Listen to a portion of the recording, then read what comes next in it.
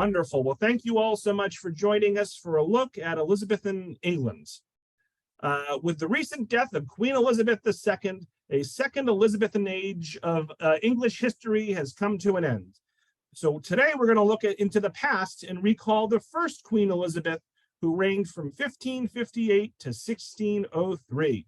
And we will examine the art created during her reign as the Queen and her courtiers expressed their dominance through their portraits and palaces, decorative arts, and stately homes. And so this program is led by art historian Mary Woodward, who serves as a guide at several historic New England properties. She previously served as public programs coordinator and educator at the Concord Museum. She has a BA in art history from Furman University and an MA in art history from Emory University. She has more than 40 years of experience in museums of all shapes and sizes, from the comprehensive collection at the Cleveland Museum of Art to the one-room log cabin birthplace of President James K. Polk. And again, we thank the Tewksbury Cultural Council and the Friends of the Tewksbury Library, as well as our partners in North Reading and Ashland. So all 150 of us, let's give a big virtual round of applause to Mary for joining us this morning. And Mary, you can take it away. Thanks so much. Thank you so much, Robert. Thank you to Robert and the Friends of the Tewksbury Library, and thank all of you who are joining us in this international morning together. Power, Politics, and Portraits. We're looking at Elizabethan England. So as Robert said, today we're going to turn our attention to the first Elizabethan age, the 44-year-long reign of the first Queen Elizabeth. It's rightly been called England's Golden Age. We'll focus on images of Elizabeth and her courtiers because portraits were really used in a different way than we think of today. Rather than recording an exact likeness, they were expressions of power and prestige and a way of announcing one's allegiance in a very political time. Elizabeth and her older half-sister Mary I, who ruled for 5 years before her, were both daughters of King Henry VIII. They were the first two female monarchs in England's history, and as such, one author says they had to improvise their iconography. Elizabeth often referred to herself as a prince, but she used her femininity when she needed to. She always put her country's needs before her own, as she said, like a mother. She created a court based upon the principles of chivalry and courtly love. The courtiers spun around her like planets to the sun, seeking her grace and favor. Elizabeth was born for power, in spite of some serious early setbacks, and she worked hard to keep it. She ruled by reason and sometimes whimsy, at times decisive, at other times indecisive. Her father's marriages had served as a lesson to her about matrimony. Instead, she chose to establish her own identity and control as much power herself, while those near her expressed their favored status through portraits and palaces to impress her. Anne Boleyn had promised Henry a son, yet their first child was a disappointing daughter, Elizabeth, and the king was unhappy. They were so sure they were having a son that they'd already printed up birth announcements, which said prince. An S had to be quickly added to them so they would read princess. Henry grew suspicious of Anne as the years passed and they had no son. He had the marriage annulled. She was found guilty on a number of various charges and beheaded. Elizabeth was a toddler when she was sent away to live in the country, away from her father and away from court, because she was now considered illegitimate by everyone, including her father. The artist Hans Holbein, who did this magnificent portrait of Henry VIII here, was a German artist who had moved to London and became the court painter for Henry VIII. Holbein is renowned for his realistic and insightful portraits of Henry and his court. but we'll see how Elizabeth's portraits change. They begin quite realistically in this mode and then develop into more of a messaging system via pattern and pose. The first time we see Elizabeth in a large portrait is here as a young teenage girl. Elizabeth commissioned this portrait as a Christmas gift for her father, Henry VIII, to show herself as a virtuous, scholarly princess. While spending years away from her father and his court, she was schooled in more than the usual for girls, which was music and needlepoint. She also learned writing, logic, rhetoric, philosophy, even numbers, accounting. And she had an affinity for languages. She spoke Latin, Greek, French, Spanish, Italian, and a little Welsh. But here we see the message she's trying to send very clearly to her father through her choice of clothing. Her sleeves, the goldeny and silvery parts coming out from the red there, are made of cloth of silver, which is a cloth woven of silk threads that are actually wrapped with silver or even gilded silver or gold around the thread. And they also feature a gold embroidered pomegranate pattern. Only the king and his closest relatives could wear this kind of fabric by law.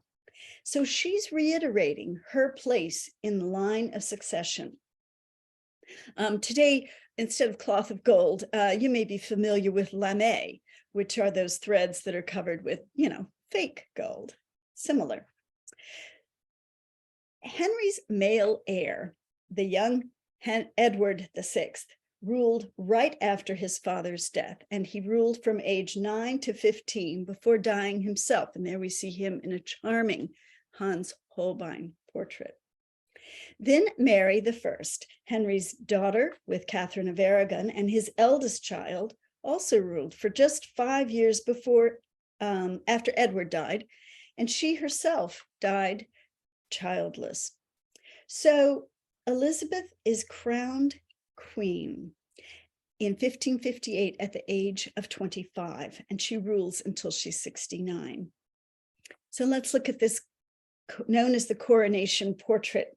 It was copied from an original by the artist Willem Scrots.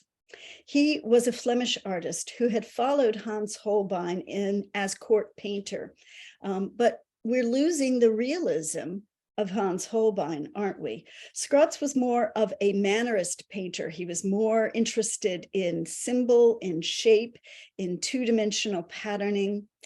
And so here we see her at the start of her queenship. She's being portrayed in this icon-like fashion, and this process continues through her long reign. Orb, scepter, crown, and dress. It's hard to see an actual person in there, much less the body of a young woman.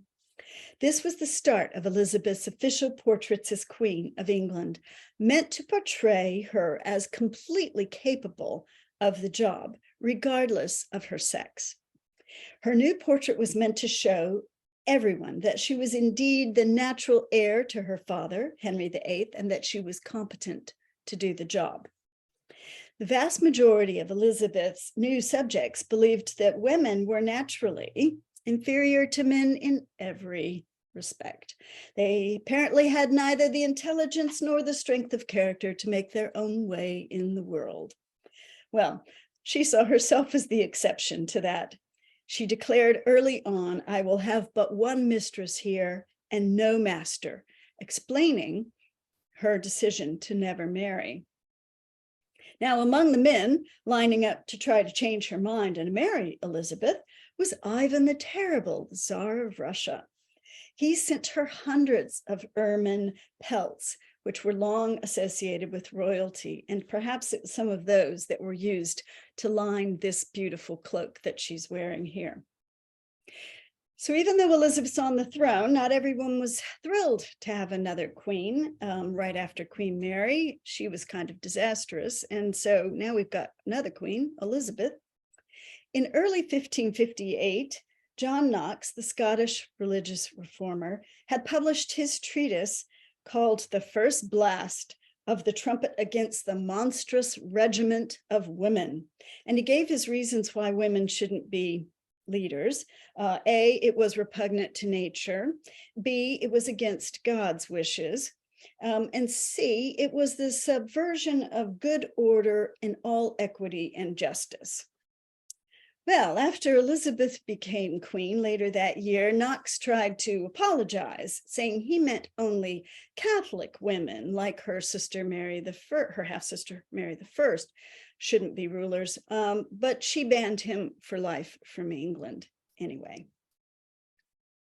So let's take a look at take an opportunity now to talk about clothing in Elizabethan era, and in particular, because it was so central to Elizabeth's portraits. This portrait, by the way, is one that experts are sure that she sat for in person. It's not a copy. She must have been pleased with the way the face looks here, because it was used as a model for later other portraits for many years. In this portrait called the Darnley portrait, she's about 42 years old. There was an inventory taken of her clothing before her death, and they counted between 2,000 and 3,000 pieces of clothing. And naturally, it took a large staff working in the Queen's wardrobe, the room for her clothes, to deal with all of that, to manage it. So let's go through what that clothing consisted of. If you were trying to get dressed in the morning and you were someone, say Elizabeth, you'd start with a smock, and then a petticoat, a bodice, a skirt, a farthingale, which was that framework under the skirt, which could stick out a few feet to either side, and we'll see some images of that later. Then there'd be a kirtle, which was a long gown underneath the gown, and then the gown on top, then the sleeves, and then you'd have to accessorize with things like collars and ruffs and stomachers and cuffs and gloves and shoes. And then there were the wigs and the jewels and the makeup. All told, it would probably take about 2 hours for her to be dressed. Pieces of clothing were interchangeable because they were held together by laces or pins. So you could make on almost endless variety of outfits. One author says fashionable Elizabethan women was like a walking pincushion. She was liable to come unstuck, showering pins at any movement.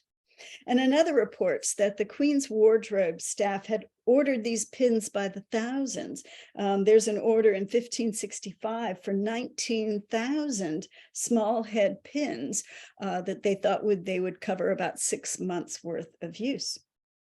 The pins weren't cheap, and this gave rise to the special allowance given to married women by their husbands called pin money. Here's an example in the photo from Instagram of London Mudlark, who's one of those mudlarkers who looks for things in the foreshore at the Thames, and that's a rather large example of a 16th or 17th century pin that they had recently found. So Elizabeth's clothing was crucially important to her and to the crafting and creation of this image of her as this solitary ruler. But it seems her clothing seems to have been rather not well thought of afterwards, not well cared for, recycled, reused after her death. Some of it ended up as being used as costumes in her successor's court. Surprisingly, historians knew of no articles of clothing belonging to Elizabeth still surviving until one happy discovery. In 2016, this piece of embroidered cloth was identified as almost certainly being part of a dress belonging to Elizabeth I. It had spent centuries quietly in a church in Bacton, England, first serving as the altar cloth, which is why it's shaped the way it is right there, and then framed and hung on display. Bacton was the home church of a woman named Blanche Parry, who had served the Queen as her chief gentlewoman from the time Elizabeth was an infant until Blanche's own death at 57 years later.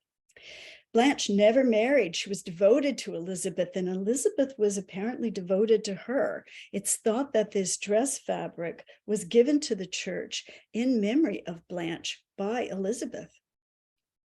In addition to the silver and gold threads, and it's badly damaged, even though it's been restored.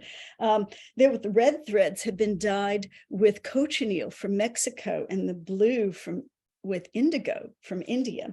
So this was a high status piece, and it bears a very strong resemblance to a dress that Elizabeth wears in a portrait we'll see later on. So look at just the foliate or leaf or stem plant images and compare it to the one on the right, and think away the frogs and the butterflies and the little animals and insects you see, because those were added later to the fabric. So this is women's clothing. Men's clothing in Elizabeth's court was very important as well. So let's turn our attention to some of the men in Elizabeth's life, starting with her most favorite, probably true love, Robert Dudley. He was a nobleman. They'd been friends since childhood. He married someone else quite young, and then sadly and mysteriously, his wife died in a fall down some steps while everyone was away from their home. He wasn't charged in her death, but it was ruled an accident, but the court of public opinion didn't agree.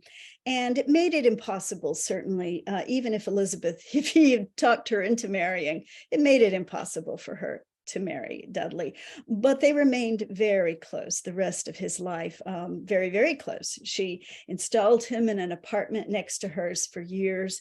She gave him special honors and titles and lands. And one of the things she gave him was Kenilworth Castle, this magnificent house, the red brick gatehouse you see there in the corner. That's just the gatehouse.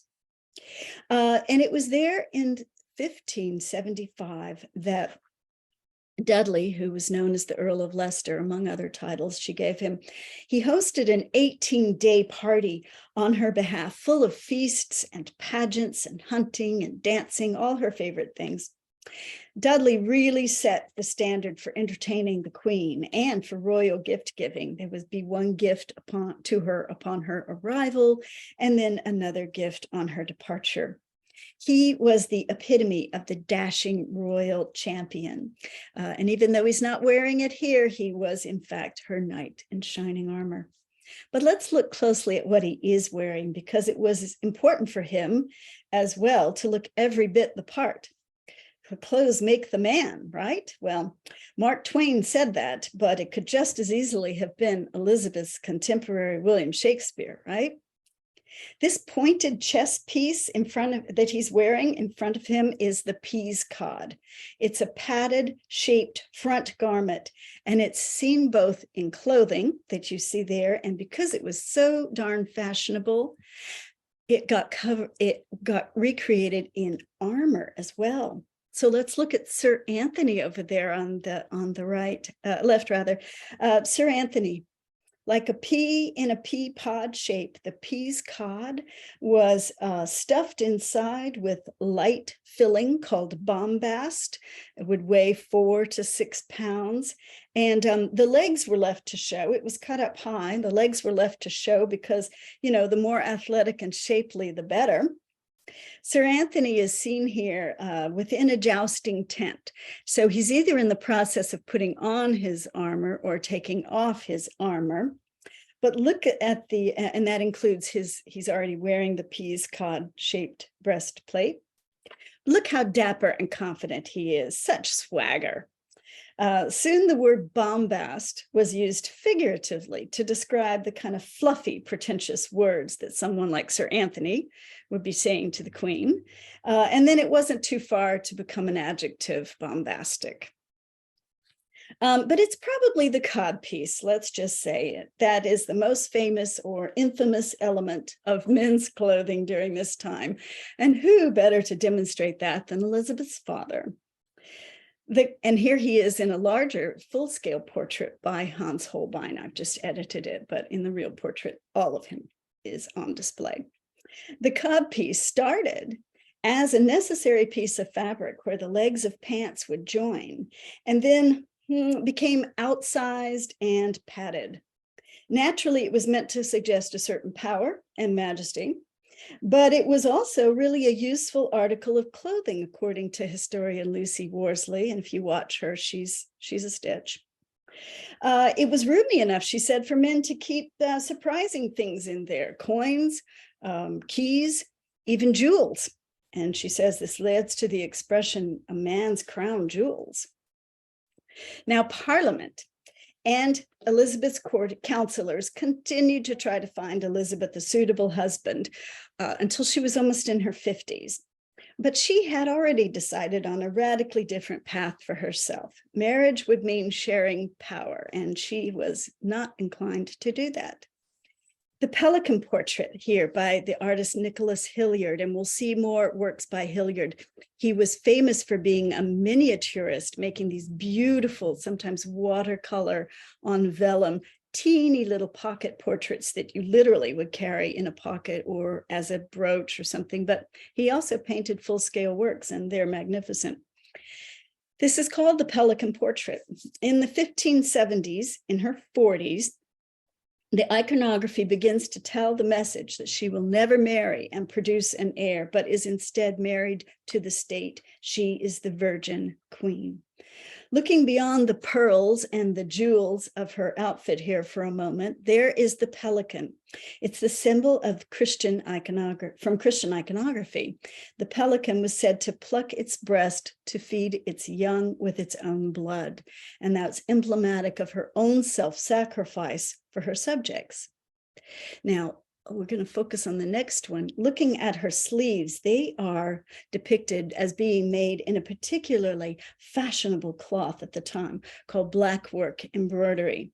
It's a very fine linen with silk and gilded silver wrapped threads.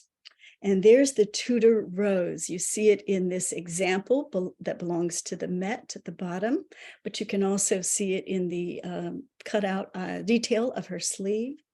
The Tudor rose, an emblem created for her grandfather, Henry VII's reign, to mark the start of their family dynasty.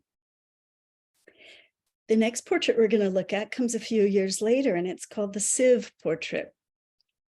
The title refers to an ancient legend about a Vestal Virgin who could carry water in a sieve, and you see Elizabeth holding a sieve in her hand, and have none of it drop out.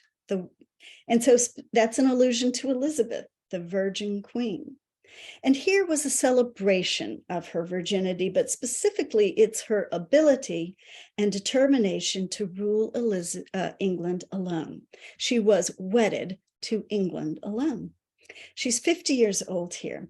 Parliament and her courtiers, who are seen behind her, some of them literally waiting in the wings, should finally be getting the message now. She's not marrying and producing an heir. She felt she was all the monarch England needed. And I think she was right. So let's look at the next one. It's known as the Ditchley portrait because of where it was created. As it was common for her courtiers, Sir Henry Lee, the Queen's master of armories and champion of the tilt, commissioned this portrait as a gift on the occasion of Elizabeth's visit to his country home in September of 1592.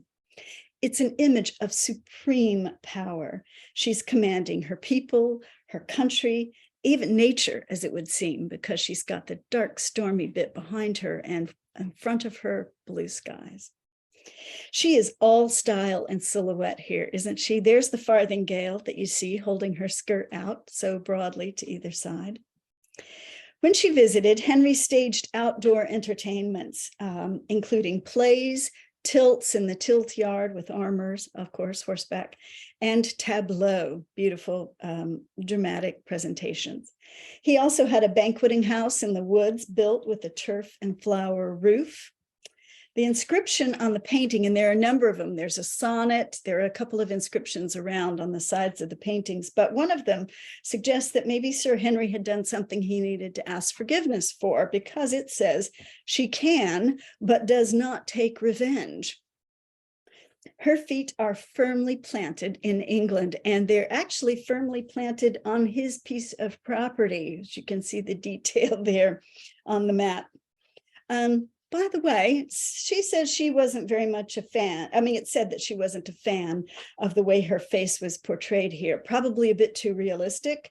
She's about 59 right here. So in later versions of this painting, she's younger. And now we're used to thinking of painted portraits as unique single works of art, but they were often in Elizabethan time and even in her father time, Henry VIII, there were a number of copies or versions of these portraits made, commissioned either by other courtiers or by her government to spread her likeness around the realm. And she was a well-traveled monarch, going on 25 summer progresses, but only staying to the counties that were closest to London. And the purpose, of course, was to be seen by her subjects. Sometimes she would stay at her own properties, other times she would stay at her courtiers' homes. Now, if you were expecting the Queen to visit, the first people to arrive would be the harbingers, the people responsible for seeing if the accommodations were up to snuff. Some of these trips went on for months, and she didn't travel lightly. One source says it would take about 300 wagons and maybe 2,000 horses to move the Queen's household.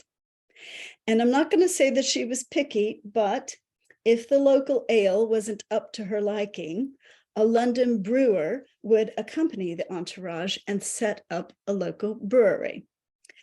Now, harbinger is a word that we still use to say someone's saying something or something is announcing what's going to happen. And that is how the word was used then. But it is actually from the Anglo-French roots that mean herberge, which meant lodgings. So in Elizabeth's time, it was particularly people who were going out to look for her lodgings and to see if they would be appropriate. Would she find an appropriate spot at these places? Probably. Especially during Elizabeth's reign, many wealthy nobles who peopled her court and dressed to the nines to impress also built massive, elaborate homes known as prodigy houses as a way of announcing their status. They'd arrived socially and politically, and they meant for their queen and their peers and everyone else to be impressed. One author states frankly, never before and never since has there been an era in England of such stupendous domestic architecture. And here are two really beautiful ones. Longleat House on the left, still lived in by the original family, and Wollaton Hall, which is now a museum in Nottingham. Both of these homes are associated with the person named Robert Smythson. We would today call him an architect. They didn't have that term then, so he's listed sometimes as surveyor and master mason. But you can see how magnificent these are. Many of these homes were built or expanded in anticipation of a royal visit. Gardens were created. Dudley did that at Kenilworth. Rivers diverted. Unsightly villages moved out of the way. And staterooms with thrones were at the ready, all in the possibility that the Queen would come your way. Having a portrait of the Queen on view at your home in case she stopped in was a good investment. The closer association one had with Elizabeth, the better life would be. One of those who spent years serving Elizabeth and seeking her approval was another woman named Elizabeth, Countess of Shrewsbury, the second richest woman in the country. She was known as Bess by most people, and you see her here in a portrait by Hans Eworth, who was also a follower of Hans Holbein. Here she is at about the age 40. One author says it's not so much a record of beauty as it is a portrait of wealth and status. Here is a woman of consequence. She's chosen her clothing wisely. She was a friend of Elizabeth's. She was, as I said, another fiery redhead, a powerful woman. She was often at court, even though her home was in Derbyshire, which was further north than Elizabeth ever traveled. And she was at court, she was known as Bess of Hardwicke for the most part. At the time that this portrait was painted, she was newly married for the third time. She outlived 4 husbands in total, becoming wealthier each time. As I said, she chose her clothes wisely for the portrait. She's wearing a high status black velvet gown, extremely expensive black velvet was, with red embroidery on the sleeves. She has pearls at her neck, hard to see perhaps, and pearls in her headpiece. She loved pearls almost as much as Elizabeth did. Now, when her fourth husband and last one, the Earl of Shrewsbury, died, Bess began building a new home, but she was building it adjacent to the home she had grown up in and was already in the process of renovating. So in this aerial view, which is tied to the fence there, you can see the older one on the left, kind of a rambling thing from a medieval core, but Bess was in the process of building new on it. But then after the fourth husband died, she embarked on building her new home. And the new home is the one in the aerial view to the right. And let's see, there'd be absolutely no denying whose house this was. There across the top, the roof parapet, are her initials, E.S. for Elizabeth Shrewsbury, Shrewsbury being her fourth husband's title. About 4 feet tall, those things stand across the roof line. Hardwick Hall, more glass than wall, the saying goes. According to renowned architectural historian Mark Giraud, Hardwick was the absolute pinnacle of a unique movement in Elizabethan architecture. Bess spared no expense. This prodigy house, like the others, was different from earlier castles in that, in addition to being symmetrical, as you see, beautifully planned out, they could have huge windows because it was peacetime. And so this wasn't a castle, it didn't need to be defended. Important ceremonial rooms were moved upstairs to the upper floors so they could take in even more light.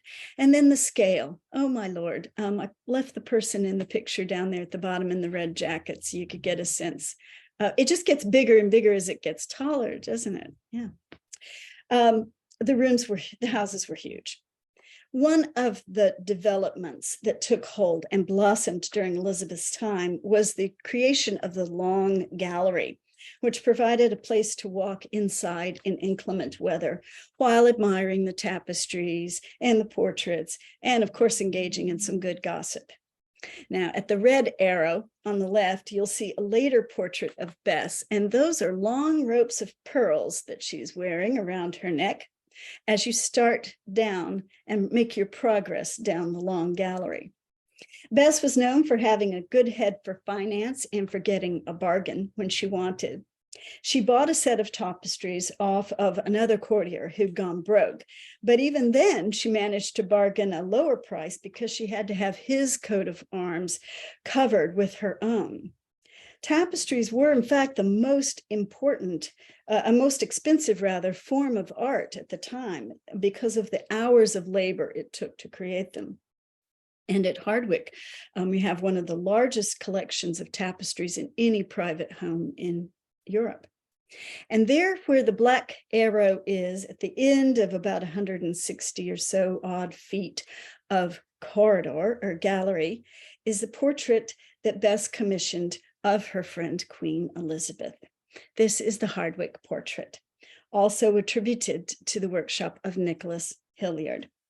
This image is more pattern than personality, isn't it?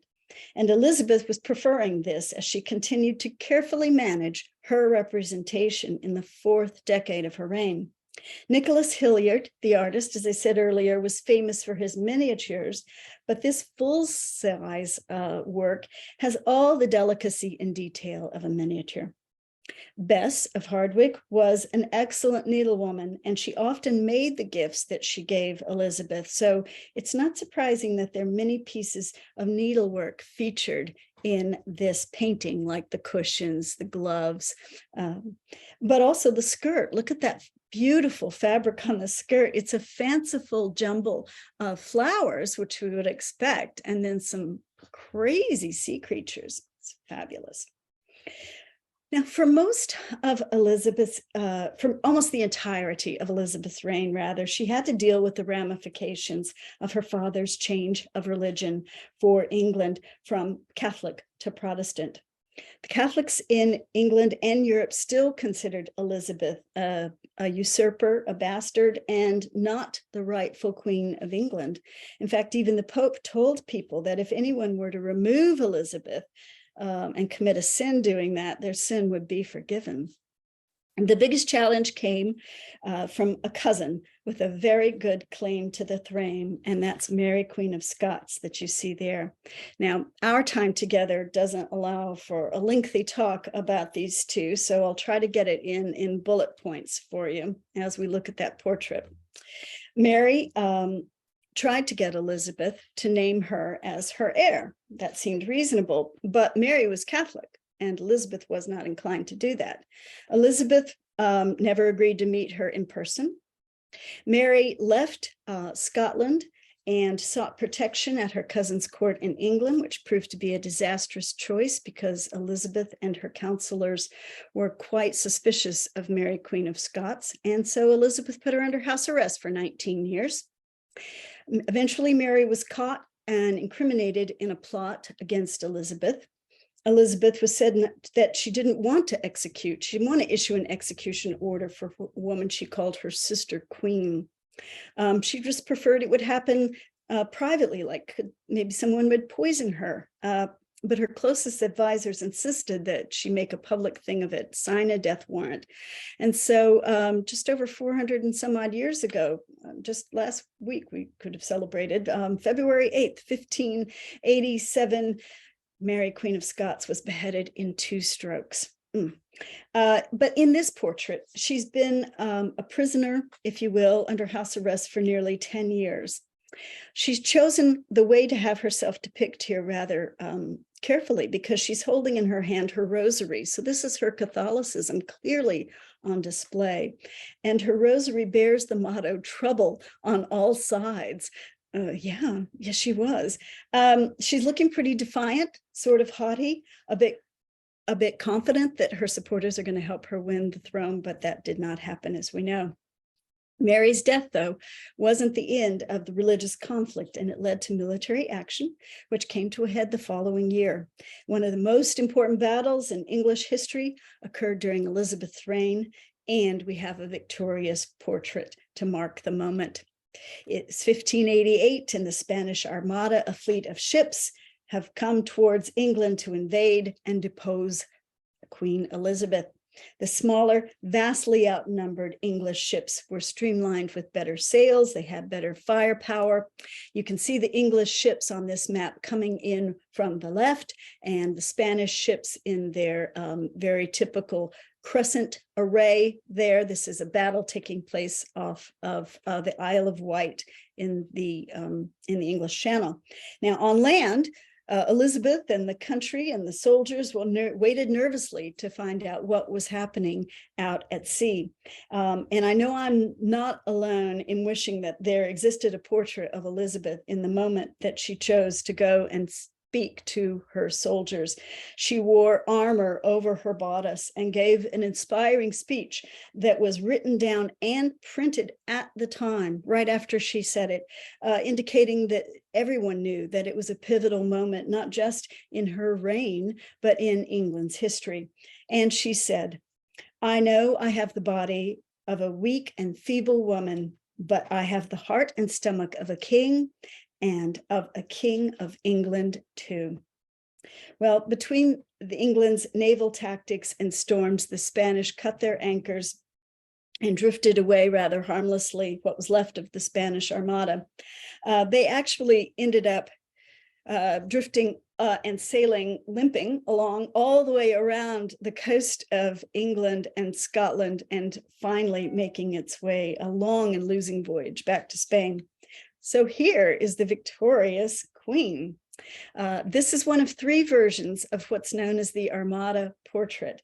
This one's been cut down on at least 3 sides, so we're missing a few bits of it, but you can see over her shoulder there on the left side in the lighter panel, the ships at sea, and on the left, what's dark is really the defeat of the Spanish fleet. Lucy Worsley said this dress was covered in about 800 pearls, which supposedly had to be removed each time the dress was washed. And perhaps more poignantly, those long strands of pearls that she's wearing are said to have been part of a group of pearls that she purchased from Mary, Queen of Scots' estate after she had died. Some say that she wore them in honor of her cousin who had died, feeling regret that it had come to that. So we're going to end our look at Elizabeth and her portraits with one final look at the Queen. Painted less than a year before her death in 1603, even though, look closely, she's looking younger and more ravishing than she had in years. This is the Rainbow Portrait by an unknown painter, but probably a Dutchman. And she here is the personification of fame. She is clothed in jewels and an orange robe. Let's go in for a detail on the robe. The robe actually has ears and eyes depicted on it. You can see them. She hears all, she sees all. That serpent on her sleeve is probably a real jewel of gold and opals and rubies. It's listed in a royal inventory of 1600, and it symbolizes knowledge. Therefore, she knows all. Over there on the left is the motto. It says, now she's holding a rainbow in her hand. I know it looks gray, but at one point when it was first painted, it was a brilliantly colored, bright rainbow. The Latin motto says, non sine sole iris, which means no rainbow without the sun, meaning Elizabeth is the sun and she's the source of life. Now, the painting was commissioned by Robert Cecil as part of an entertainment at his house party in the winter of 1602. Among the festivities was a presentation to the Queen of letters from the Emperor of China. Well, that was a fantasy. She knew they weren't real, but it was part of the entertainment. The orange robe was also supposed to be a gift from the emperor, but we know that it was Cecil who bought it for her. She is fame, the personification of fame, and her fame is spreading throughout the world, even to China. So these years of Elizabeth's reign really do constitute England's golden age. She reigned in peace, mostly, overcoming religious and political conflicts. It was a prosperous age as England's ships went around the world in search of goods, adventure, colonization, profit. And orbiting around the Queen was a court of the most accomplished people in the land. One author writes, their homes looked like the dwellings of men and women who had revived the ability to read Greek, who could speak Italian, who ordered expensive clothes from Paris, who wrote everything from prayers to shopping lists in Latin, and who yet were deeply and self-consciously rooted in their native England soil, loving the English landscape. Elizabeth was no doubt a complex figure. She's been described as constant, imperious, and imperial. She dominated all she surveyed through her cunning, wit, loyalty, charm, bad temper, aura of extreme wealth, and penny pinching, parsimony. There is the emergence of a distinct Elizabethan style centered on the glorification of the Queen herself, and I think we've certainly seen that in the look at these portraits today. Elizabeth knew that as Queen, she was always on display. This speaks directly to the quote often attributed to the late Queen Elizabeth II, who passed away last September, who said, "I have to be seen to be believed." With that, we'll stop. And if you have any comments or questions, I'm happy to try to answer them. Thank you. So Mary, wonderful job as always. Folks, please get your comments and questions in for Mary, and we'll go for another 10 minutes or so. Margaret says, thank you for the wealth of knowledge that you have imparted on us. Holly says, wonderful presentation. She loved the pin money story. Yeah. She had never heard that before. No, I hadn't either. Yeah, Dawn says this was fascinating and beautifully presented. Thank you. Jean says this was fantastic. You are such a good presenter. Oh, you're very kind. Oh, let's get to some questions. Let's stop the flat. We'll pause the flattery for now. Yes, like Elizabeth might go on and on, but okay, let's have some questions, see if I can answer any of them. Karen asks, did Elizabeth's portrait with the red sleeves have pomegranate motifs because that was Anne Boleyn's? If yes, would that be upsetting to Henry VIII? You know, it's interesting about the pomegranate motif because it also had been used by Catherine of Aragon. And but it, I think, was just subsumed into a royal motif. And so I doubt that that particular thing would have upset Henry, because we do see it, but you're absolutely right to point out that he just vilified Anne Boleyn. He just felt, you know, and she was wife number 2 for keeping records. But interesting, good eye on the pomegranate. It really had been something that both the first 2 wives of Henry VIII had used, but it just sort of melded into royal motif. An anonymous attendee asks, why are so many of the portraits done by, quote, unidentified artists, unquote? I would Good think question. artists painting royalty would want to sign them. Absolutely. They didn't much sign their works, or if they did, it was often not the way we think of, but it was in a written inscription on it. One of the things that happens is, as I mentioned, that they're often copied over. They were often at the time copied over and over and over in workshops of. So Nicholas Hilliard would have a workshop. Hans Holbein had a workshop. A popular image of the Queen, as I said, her face might be used again and again. And so some of that, some of the artist's name associated with it gets lost. Also, a couple of other things in play. Artists we think of as like, you know, rock stars, maybe, whatever today, but they were just craftsmen. The jeweler would be important. The you know, the clothes, not so much the clothier, but say the court jeweler who made this beautiful brooch, for instance. So the artist was seen as a craftsman. They were not elevated the way we might think of them today as someone who's, and so they weren't thought of as that. They didn't actually always sign their works because they were just doing something they were being hired to do. And also one more thing to add. When her successor, we just talked about how she didn't have an heir. Her successor was the son of Mary, Queen of Scots, James I. And a lot of her portraits kind of went into hiding. People who had them kind of put them away, because now you have James I on the throne, and everybody's about glorifying his reign. So sometimes when something's put away for a long time, people forget who did it. So. My pal Carol asks, do you know what those pins were made of? Oh, I think they're little pieces of iron. I think they're little pieces of iron. One of our international friends, Harvey, asks, what is the significance of the smaller loop on her pearl necklaces? The smaller loop on her pearl necklaces. Can we go back some? I'm not sure what we're looking. Well, actually, Mary, I think if you go forward to the one we were just on, yeah, you can kind of see it there in that. Oh, I see. You mean that she's not wearing the necklaces down, but they're just looped up. Oh, fashion. Yeah, I know we saw that in one of the early ones as well. Yeah. Just a fashion, maybe easier to get more of them in, you know, displayed that way.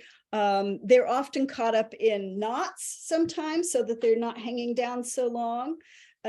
She is also wearing, once you get past her waist, this dress really poofs out. So rather than have it sit, the end of the necklace sit on an uncomfortable poofed out area, she draws it up. So you do see that in very well spotted. You do see it in several, but I think it's just fashion. I think it had to do with the way the dresses were constructed and how long those ropes of pearls were. They were super long.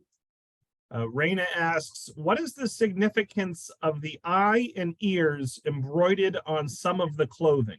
Yeah, well, we are going to look at that one. There they are. Oh, my Lord. It really is meant to say that she sees all and she hears all. She was omniscient. She knew everything. She saw everything. She was hearing everything. This portrait is just overblown glorification of Elizabeth as queen. And if you see even in the lace, it looks very dainty, the lace around her neck, the lace ruff there and the collar. It's starched to within an inch of its life because it's sticking up. But there's even a jewel attached to the lace. If you're looking at the portrait, the detail on the right, it's just to the left of her chin, if you will. And it looks like a little hand, and it's a jeweled image of a hand and a sleeve or a glove. She just stuck jewels everywhere. They just stuck them everywhere. They could be, look at her headdress. It just goes on and on and on and on because it could. Dottie, my old pal Dottie says, am I the only one who was surprised at the waistlines? How skinny they were, how thick they were. She's laced into this dress. She is pinned into these dresses. And but by the time you're looking at this woman, and she is almost 68 years old here. So let's just say she's not really depicted as she actually looked, is she? Because she doesn't look 68. So we're going to go a speed round here, Mary, because we only have about 5 more minutes. Okay. Jackie asks, is it true that as she was dying, she stood for something like 3 days and died standing up?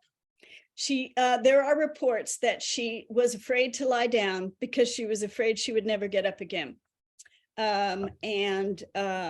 She may, yes. So I don't know, we'll never know, but there are different people who were attending her said that she did like stand for 36 hours or 3 days and that she was afraid. I don't know that she died standing up, but she certainly did seem, the stories would indicate that she was afraid to lie down. She had a very short illness. Some people suggest, most common is suggested lead, blood poisoning from the lead makeup that she wore. And she wore that white makeup in part because it was fashionable, but also because she had had smallpox as a young woman, and it had left her face with scars that she wanted to hide. Yeah, and that actually answered another person's question. Yeah. Trish says, very interesting, thank you. I always associate the high collars with her. I was surprised to see the lower neckline in the final rainbow portrait. Honey, let me tell you, some of her necklines were way lower than we would think would be appropriate. And strangely enough, that was part of her, yeah. In fact, they have the reports of like foreign ambassadors coming to the country to visit and pay homage to the Queen and her court, coming back and going, oh my Lord, they saw everything, So yes, it's not something we tend to think of as very royal, but she certainly did have some pretty low cut dresses. Yep. An anonymous attendee asks, why were artists from other countries painting these portraits? Why not those from her own country? Well, that's a good question. Well, Nicholas Hilliard was English, so good for him. But it's actually an interesting and deep question. And part of it has to do with the fact that a lot of these artists were refugees to England. They were leaving, having been oppressed in Europe by the Catholic Church. A lot of them were leaving and fleeing to a Protestant England while Elizabeth was queen. And so that led to an influx. Hans Holbein, though, the first one who we looked at with Henry VIII, he was actually a renowned artist in his homeland, but he was and he has famous paintings of Erasmus. He has famous paintings of Sir Thomas More and people like that. He just was an immigrant. He was leaving oppression in Europe and coming to England for opportunity. But there were some English artists, and Nicholas Hilliard certainly is one of the famous ones. All right, let's get back to the flattery here. So Marion says, great presentation, well done. Roland says, delightfully detailed, gloriously illustrated. Darlene loved it. Frank says, bravo. Teresa loved it all. Ellen says, I cannot add one thing to the comments already posted. This was Oh, wonderful. The time flew yeah. by. Jennifer says, flattery aside, you explained a lot about my ancestor. Nina Oh, says, there you go, huh? Nina yes, says that speech she gave to her soldiers, yes. there was some question whether she actually spoke those famous words. Right. And there are, but all I can say is that at the time, it was reported that she did, and it was printed, and a priest or minister had written it down. I mean, there were sort of, that one comes with some on-site suggestions that it really did happen. But as I say, we don't know, there was nobody there to paint a quick picture of it, so we don't have a beautiful portrait of her in armor. But yeah, well, it could be propaganda, sure, of course. It makes a good story, though. Yeah, so we're starting to wind down, folks. Dory says, wonderful presentation. I totally enjoyed it. Lois says, very enjoyable and interesting presentation. Julie says, thank you for a very engaging presentation. I now want to go to England and see these portraits up close. Yes, yes, yes. I don't blame you there. You'll want to aim for London for the National Portrait Gallery, where a lot of them are located. So, but there actually, if you also want to go to Cleveland, Ohio, there is a beautiful Tudor show. Many of these portrait photos were taken in New York when it was in that stop. So look up Cleveland Museum of Art, my old homestead, and think about going there to the Tudor show. Karen says, thank you. One of my favorite subjects is the history of England and the monarchy. I loved this presentation. Thank you. Let's see, Carol, I don't want to end on that question, so we're going to blow past that. Susan says, I thought she became quite corpulent later in life. Am I pronouncing that correctly? You would be, yeah. She was very ill later in life. Right. She was that. Enjoyed the half that she saw, and she's going to watch the other half on the recording. Amy says, thank you for a wonderful presentation. Kirk says, thank you. Tina loved it. Joanne says, thank you so much, Mary. Elizabeth I was also one of her relatives. Oh my gosh. Joanne wants to know, when will we see you for another presentation? And Joanne, I can tell you that Mary will be back with us on Zoom 4 weeks from today, on Thursday, March 16th at 10:30 for a talk on Notre Dame. Notre Dame. So really looking forward to that one, Mary. That'll be a good one. That'll bring us up to date with, well, how it was built, but then obviously information about the rebuilding. Yeah. The rebuilding that's going on now. Arising from the Ashes is the subtitle for that presentation. Okay. So I think there was a whole host of questions we weren't able to cover, and that just seems to happen. I'm sorry. It's actually a good sign that a lot of people are so engaged and they have lots of comments and questions. But I do want to honor the 1 hour commitment today. So Mary, any last words before we wrap it up? No, thank you so much, Robert and Tewksbury and friends and people from everybody who's been watching. Thank you so much, and I'll see you in a month.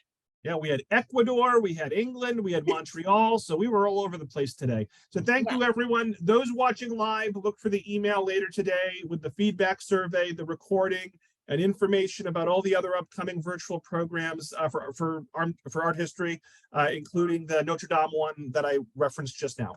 So thank you all, and everyone have a great rest of the day. Thanks, Mary. Thank you. Bye-bye.